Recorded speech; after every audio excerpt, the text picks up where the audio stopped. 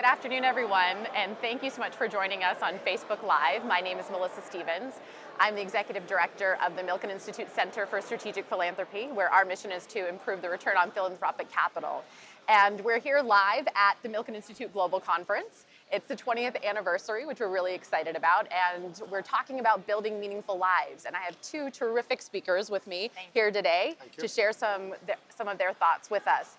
So first we have Cindy Whitehead, who is the leader of an organization called the Pink Ceiling, which is somewhat of a mashup between a VC fund, an incubator, or a pinkubator, pardon me, a pinkubator that finances and nurtures women entrepreneurs. Yes. So products and services for women by women. So Cindy is a dynamo herself, having started two companies that she sold for over $1 billion. So hats off to you, Cindy. And Fortune has called her a tireless force of nature. So get ready for the next 10 minutes. And speaking of forces of nature, we have Tiger Tyagarajan. Got it. All right. Who's the president and CEO of Genpact. And Tiger transformed a division of GE into a professional services organization to drive digitally powered business solutions. And Tiger is an outspoken advocate for gender equality, for diversity, and looking forward to both of your comments today. Great. All right, so let's get things started. First and foremost, how do you both define a meaningful life? Should I go first? Okay. Ladies first. All right. So defining a meaningful life, I think, boils down to one ingredient. It is being fueled by empathy. And I think that is the moment in which life takes on an entirely different meaning when you walk a mile in someone else's shoes, or stilettos, as they may be in my case, and that really driving the purpose of what you pursue. So when you look at my last company, I'm deeply passionate about women's health. I think that we have a different standard by which we evaluate things for men versus women. We oversimplify it. We think men are completely biology and women are completely psychology, which is actually underselling both genders. And in this particular pursuit, that kind of narrative in society was holding up progress. And I think it was only through the lens of empathy that we finally turned and looked at the data. Empathy, I think, informs data differently. And as we progress in a society that's completely data-driven, I think that will be the difference of meaningful lives and meaningful leaders. Great, thank you. Tiger. So after that, I don't know what else to add, but I would say the word that I would pick along with empathy is passion. So do you live your life just going after your passion, which could change over time? Yeah. So keep revisiting, is that your passion? Yeah. And if that's the case, then do it. If not, don't do it. Yeah. So passion and what you do has to mix completely. And at the end of your life, if you have the last 5 minutes when you can think back your entire life, if you can say, everything I did, I was driven by passion, I think you've lived a meaningful life. All right, so meaningful life equals empathy plus passion. So let's ask you to continue, Tiger. So how has your definition of a meaningful life changed throughout the course of over the course of your life? So if I go back to my early days, my passion was math. I mean, can I solve this problem? Yeah. And as long as I did it, and I said, yeah, I did it, that was great.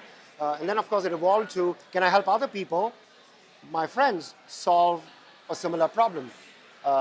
Once you build a reputation that you can do it, then other people come to you. And I actually found that helping and coaching and teaching while I was a kid got me joy. Fast forward into the business world, I mean, when you're in the middle of a team and you're grappling with a problem, if as a team you can crack the problem, you feel so much better than as an individual you can crack the problem. Yep. I'm a big believer that teams find better solutions, and the more diverse the thinking in the team, the better the solution. Great, and we're going to come back to diversity in a minute. Cindy, Love it. what's the trajectory of your meaning of a meaningful life? How has that changed personally and professionally? I think Tiger really hit it in that you probably start out competing against yourself or against something of what can I accomplish, and I think over time you learn that it's far more fulfilling to compete collectively or to compete on behalf of somebody else and see them win or them rise or solve that problem. So I agree entirely that that's how mine has changed too. And in my particular, with a lens on gender, just having had a front row lesson in what it means for women to advocate, not only for themselves, but actually for each other and the power of that. Yep, great.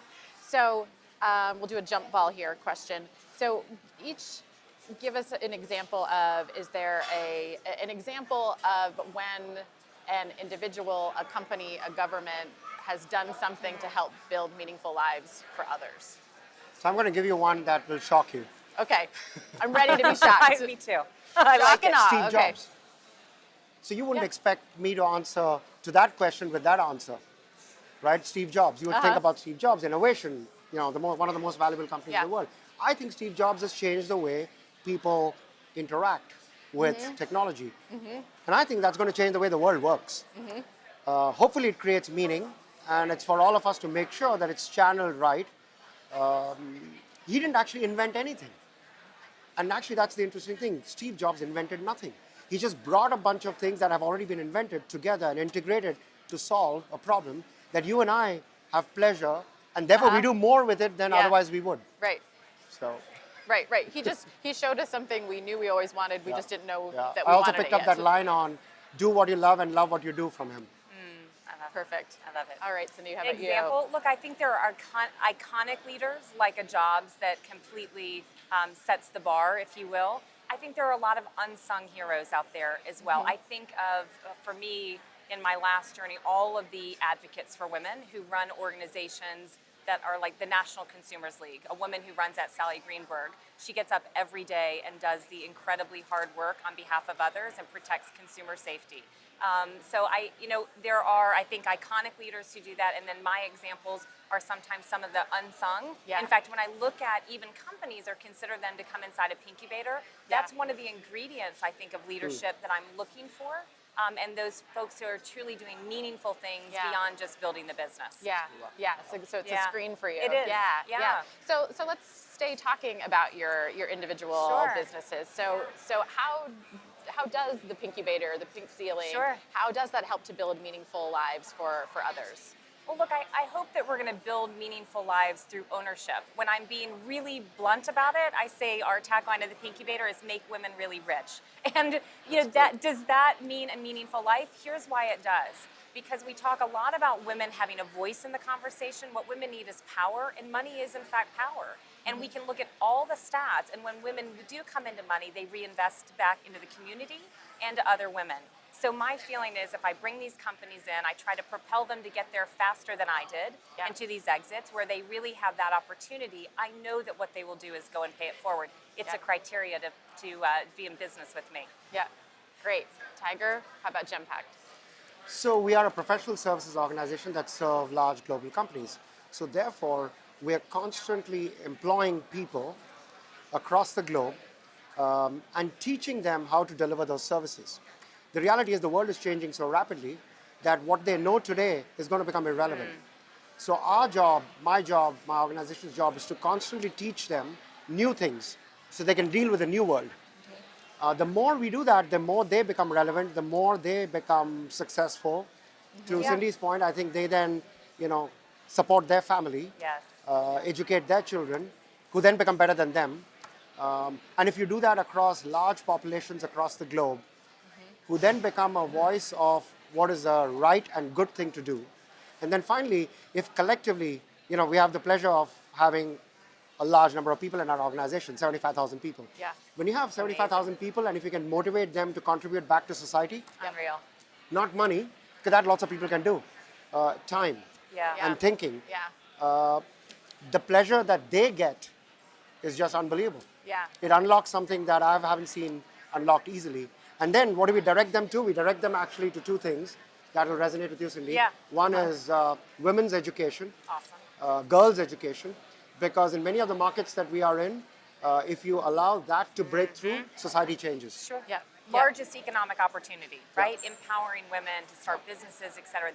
That ripple effect of ownership is unbelievable. And it's ownership, whether it be in terms of ownership of equity or it's just ownership of idea and pride in sort of paying it forward. Plus culturally and socially, in a market like China or India or Brazil, if you allow that breakthrough to happen, it changes the social fabric of the country. Yep.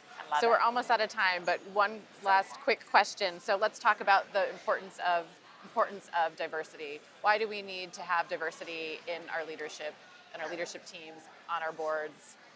What is the value So I'm of going that? to give you the opportunity to have the last Oh, word. got it. All right, I like you, Tiger. That's good. Problems are not solved by one person with one thought. Problems are solved when you have 10 people in the room and they're debating. Debate solves problems. Debate means different perspectives. Yep. Different perspectives means diversity. Yep. One of the most obvious diversities that applies everywhere in the world is gender. Yep. So all diversity is important because it brings thought leadership. Gender diversity is the easiest one to grapple with. The most surprising thing for me, having grown up in India, is that a very developed, sophisticated economy like the US has as much gender diversity problem as so-called emerging economies Yep. like India or China or whatever. Yeah. Yeah. All right, Cindy. I'm going to go with the same answer, which is nothing sort of creative and breakthrough comes out of complete homogeneity of thought. It just doesn't. It's obvious. It seems so intuitively obvious and supported by the data that when there is diversity, and gender diversity specifically, you have better outcomes. You actually have a bigger bottom line. So there should be a lot of incentive to do it. And I'm going to tie it back to empathy too. I think women are uniquely suited, not only for the boardroom, but for the C-suite, because they do look at things through the lens of empathy. And I think that's what we're going to need as the future progresses more toward technology. That's going to be the differentiator of getting the great work done. Great. Well, thank you both for Thank this you. Thank you, meaningful Melissa. conversation Thank on you. Meaningful Thank you. Lives. Thank you, you. Cindy. Thank you, Tiger. Thank you, you. Cindy. Appreciate it. Enjoyed it. Really fun.